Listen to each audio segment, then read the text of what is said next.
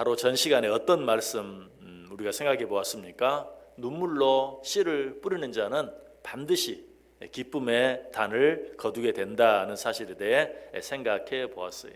자, 그런데 눈물로 씨를 뿌린다는 것이 무엇을 의미합니까? 그저 무엇인가를 힘들게 열심히 최선을 다해서 하는 것만을 말할까요?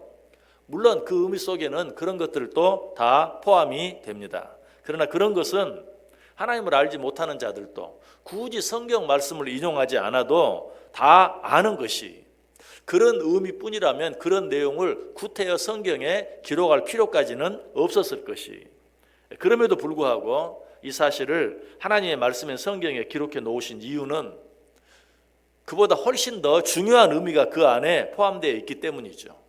그것은 눈물로 씨를 뿌린다는 말 속에는 기도로 씨를 뿌린다는 의미가 들어있기 때문에 그래요. 그렇습니다. 눈물로 씨를 뿌린다는 것은 기도로 씨를 뿌린다는 의미예요. 실제로 성경은 기도와 눈물을 같은 의미로 사용하는 경우가 많아요. 이사야 38장 5절 6절에도 히스기야가 하나님 앞에 간절히 기도했을 때 하나님께서 내가 내 기도를 들었다라는 말과 함께 뭐라고 말합니까? 내 눈물을 보았다라고 말하고 있죠. 내가 내 기도를 들었다라는 말과 내 눈물을 보았다라는 말을 같은 의미로 사용하고 있어요. 결국 기도와 눈물을 같은 의미로 사용하고 있다는 것이죠. 또 시편 56편 8절에도 보면 시편 기자가 하나님 앞에 간절히 기도하면서 내 기도를 꼭 응답해 주옵소서 라는 기도를 어떻게 표현합니까? 나의 눈물을 주의 병에 담으소서. 내 기도를 들으시고 응답해 주옵소서라는 말을 내 눈물을 주의 병에 담으소서라고 말하고 있어요. 여기서도 기도와 눈물이라는 말을 같은 의미로 사용하고 있는 것을 보게 되죠. 이처럼 눈물은 기도를 상징합니다. 그래서 눈물로 씨를 뿌려야 한다는 말은 기도로 씨를 뿌려야 한다는 말이, 즉 모든 일에 아무리 노력하고 최선을 다해도 기도하지 않으면 눈물로 씨를 뿌렸다고 말할 수 없고 결국 그 일은 기쁨의 단을 거둘 수 없는 일이 되고 마는 것이죠. 그래서 이 시편 126편 뒤에 나오는 시편 127편 1절 2절 말씀에 보면 이런 말씀이 따라 나와요. 여호와께서 집을 세우지 아니하시면 세우는 자의 수고가 헛되며 여호와께서 성을 지키지 아니하시면 파수꾼의 깨어 있음이 헛되도다. 너희가 일찍이 일어나고 늦게 누우며 수고의 떡을 먹음이 헛되도다. 그러므로 여호와께서 그의 사랑하시는 자에게 잠을 주시는도다. 자, 이 시편 126편 5절 6절 말씀, 그리고 바로 그 뒤에 시작되는 시편 127편 1절 2절 말씀을 연결해 생각해 보면 네가 눈물로 씨를 뿌려야 기쁨의 단을 거둘 것이다 라는 말 바로 뒤에 나오는 이 시편 127편 1절 2절 말씀은 네가 눈물로 씨를 뿌리지 아니하면 아무리 네가 인간적으로 노력하고 애쓰고 수고해도 소용이 없다라는 그런 말이 되는 것이죠. 눈물로 기도하지 아니하면 우리의 모든 노력과 수고가 헛될 수밖에 없다는 것이에요. 우리 하나님께서 원하시는 눈물은 너무 힘들어서 흘리는 눈물도 아니고 너무 아파서 흘리는 눈물도 아니, 오직 하나님 앞에 간절함으로 기도함으로 흘리는 눈물이. 그래서 시편 84편 6절에 보면 그들이 눈물 골짜기로 지나갈 때에 그곳에 많은 샘이 있을 것이며 이른 비가 복을 채워 주나이다. 그들이 어디로 지나갈 때에? 눈물 골짜기로 지나갈 때에. 자, 오늘 본문과 연결해 생각해 보면 이 말은 무슨 말입니까? 그들이 하나님 앞에 간절히 기도할 때에 어떻게 된다고요? 그곳에 많은 샘이 있을 것이며 이른 비가 복을 채워 주나이다. 여기 보면 이 말씀이 그저 아름답게만 들리죠. 그런데 이른 비가 복을 채워 준다. 여기서 말하는 이른 비는요, 그렇게 많은 비가 아니에요. 왔나? 안 왔나? 그쳤나? 아직도 오고 있나? 구별하기가 쉽지 않을 정도로 살짝 내리는 그런 비가 이른 비예요. 그런데 그처럼 작은 비도 너에게 복이 될 것이다. 누가? 눈물 골짜기로 지나가는 자. 하나님 앞에 간절히 기도하는 자에게는 왔는지 안 왔는지 구별하기조차 힘든 이른 비도 너에게 복이 될 것이다 라고 말하고 있어요. 다른 말로 하면 눈물로 씨를 뿌리는 자는 지극히 적은 일을 통해서도 큰 기쁨과 큰 감사와 큰 축복을 누리며 살게 된다는 것이죠. 그래서 사람들은 가끔 이런 말을 하죠. 눈물에 젖은 빵을 먹어보지 않은 사람과는 인생을 논하지 말아라. 자, 이 말을 우리가 신앙적으로 그리스도인들이 다시 한번 표현해 본다면 어떻게 표현할 수 있을까요? 눈물의 기도를 드려보지 않은 사람과는 신앙을 논하지 말아라.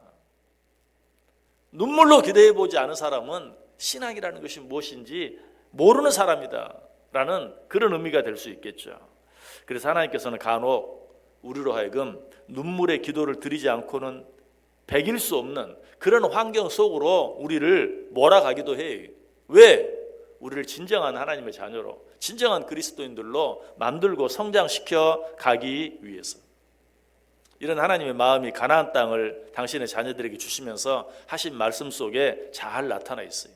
약속의 땅 가나안을 주시면서 하나님께서 그 땅을 뭐라고 말합니까? 신명기 11장 11절에 보면 너희가 건너가서 차지할 땅은 산과 골짜기가 있어서 하늘에서 내리는 비를 흡수하는 땅이다.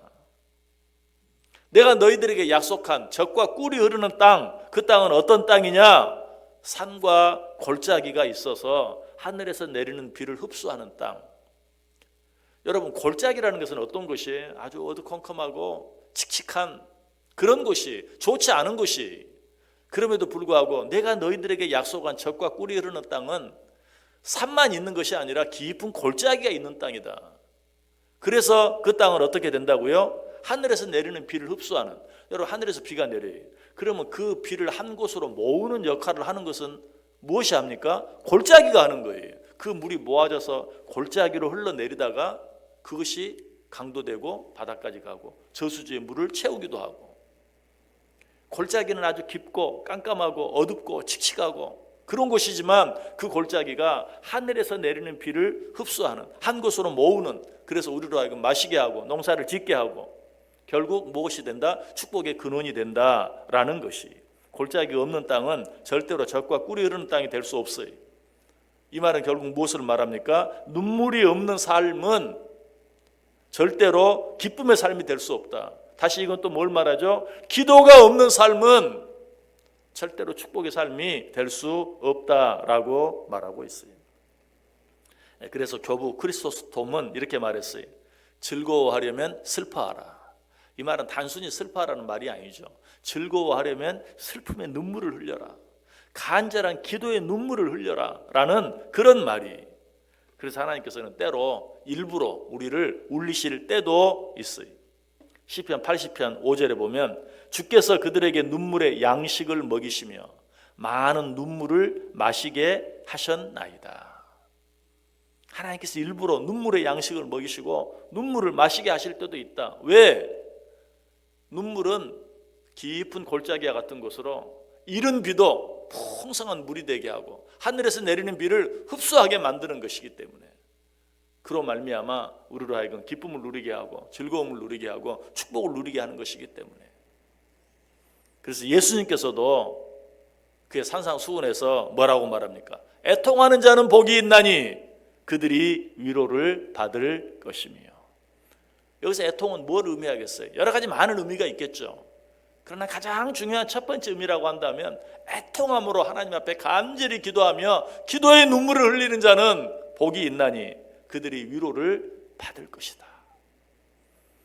우리 한 해 어떻게 시작했어요? 신년 특별 새벽 기도회로, 기도함으로 시작했어요. 올 한 해 어떻게 마치기를 원하십니까? 기도함으로 마치세요. 기도함으로 살다가 기도함으로 마치세요. 그런 자가 어떤 자다? 복이 있는 자다. 그런 자가 무엇을 받게 될 것이다? 위로를 받게 될 것이다. 그런 자가 어떤 축복을 받게 될 것이다? 이른 비도 농사짓기에 충분한 큰 비가 되어지는 놀라운 축복을 받게 될 것이다. 이 안에 기도함으로 말미암아 하나님께서 약속한 이런 놀라운 은혜와 축복을 받아 누리는 복된 한 해 꼭 되시기를 주님의 이름으로 간절히 축복합니다.